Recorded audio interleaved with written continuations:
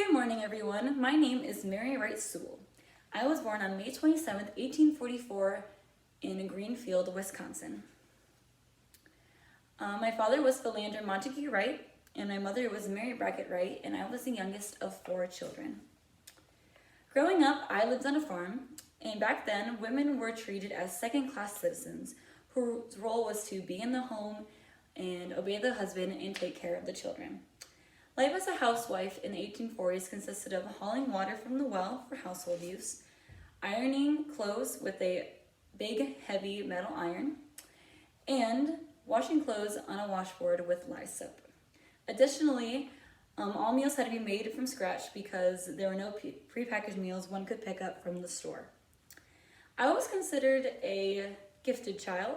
I was reading classical literature by the time I was 7, and I was even reading the poet Milton before I was 10 years old. My father was a school teacher, and he would often tutor me in the home, which led me to attend academies in Wauwatosa and Bloomington, Wisconsin. After I graduated from the academy, I had the opportunity to teach in Waukesha to earn money for college. I then enrolled in Northwestern Female College in Evanston, Illinois. I graduated from Northwestern Female College in 1871 with a Mistress of Science degree. I then taught in Mississippi. I also taught in Michigan and Indiana. While teaching, I was also pursuing graduate work at Northwestern Female College, where I earned my Master of Arts degree in 1871. In 1872, at the age of 28, I married Edwin W. Thompson. He was also an educator, and we both went to Indianapolis and began working at a school called Shortridge High School. I taught German and English literature, and he taught mathematics. After 3 years of marriage, Edwin unfortunately died of tuberculosis, but I continued to teach in Indianapolis. In 1875, I became a member of the Indianapolis Women's Club. This club was created to improve domestic life. In this club, we would participate in charitable work and participate in the suffrage movement. The suffrage movement was a struggle for the right to women to vote and run for office as part of the overall women's rights movement. This movement began in 1848 when a women's rights convention was held in Seneca Falls, New York. It was 27 years later when I decided to join this movement. In 1878, I founded the Indianapolis Equal Suffrage Society with a woman named Zerelda G. Wallace. We formed this society for women to meet and write letters to the state legislature, encouraging them to devote their time to suffrage. Zerelda was the first president, and I was the secretary of this organization. In 1880, I married a Harvard-educated man named Theodore Levitt Sewell, who ran a boys' school in Indianapolis. It was at this time where I decided to take a break from teaching. In 1881, I was involved in the push for a suffrage amendment in Indiana, but unfortunately this amendment failed. In 1882, my husband and I opened and founded the Girls Classical School of Indianapolis. I served as administrator for 25 years, and in 1889, I was assisted in running the school by my husband, who closed his own school to help with mine. I have a picture to pass around.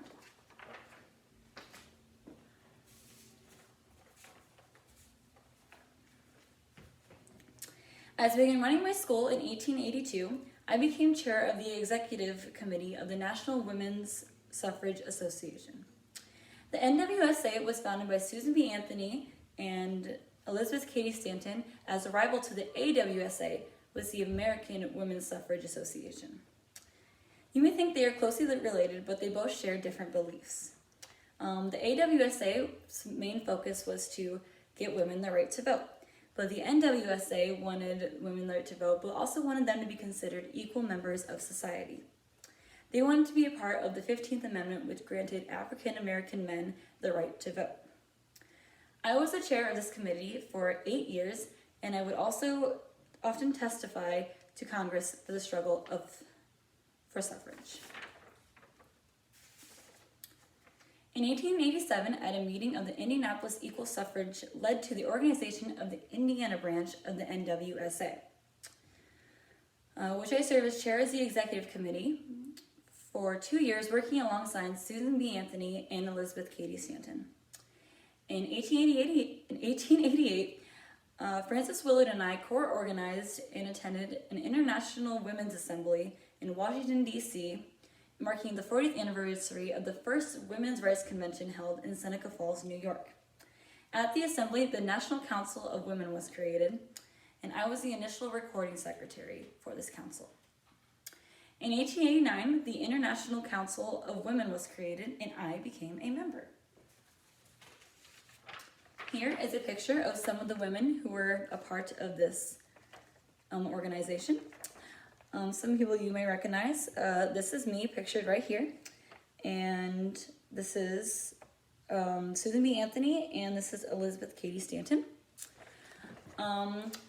Most of these women came from a variety of different places. Some of them included France, England, Norway, and Finland, and America, of course. So we can pass this around. Also in 1889, I traveled to Paris for the International Congress of Women. I attended as a delegate of the NWSA and the National Council of Women. The event was sponsored by the French government in connection with the Exposition Universelle, which is a World's Fair. I delivered one of the principal addresses in French at the Congress and won high praise for my eloquence. As part of my work with women's suffrage, I became a lecturer on higher education for women and equality. I delivered speeches at most of the women's rights conventions across the United States, and also wrote a number of articles and chapters from books promoting suffrage and education.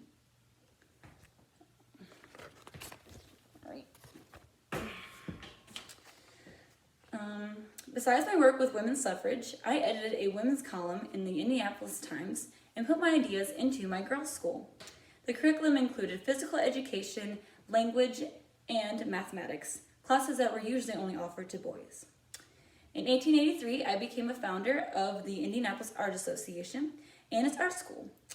On the national level, I was active in the Association of Collegiate Alumni and a founder of the Western Association of Collegiate Alumni.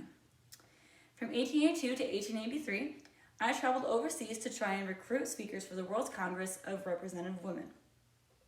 This event was planned to coincide with the Columbian Exposition in Chicago in 1893. I had led the Congress, and over 300 plus women from different countries read papers on all facets of women's rights, women's issues. After my husband died in 1895, I continued running my school and actively pursuing suffrage and social improvements for women. I was an organizer of the Indianapolis Rambi Circle, and Rambi was an Indian scholar whose school offered shelter and education for Hindu women. The circle was dedicated to raising funds for the Pantita Rambi's efforts. I also remained active in the General Federation of Women's Clubs. During the last 15 years of my life, I was an active member of the American Peace Society. I was also an author. I wrote books such as Women, World War, and Permanent Peace. I also presided over the International Congress of Women Workers to promote permanent peace at the Panama Pacific Exposition in San Francisco. I closed my school in 1907 and moved to Cambridge, Massachusetts. I later moved to Eliot, Maine. Despite having for years attended the Unitarian Church with my husband, I turned to spiritualism after his death, wanting to seek contact with him. I wrote a book called Neither Dead Nor Sleeping and published it in my last year of my life. This book described my phenomenons with my psychic phenomenon. On July 22nd, 1920, I died from kidney disease in Indianapolis. I was 76 years old. I didn't get to witness the ratification of the 19th Amendment to the U.S. Constitution. I died 1 month before it was ratified. All my work with women's suffrage, and I didn't get to see our country grant women the right to vote. Here was the amendment to the Constitution granting women the right to vote.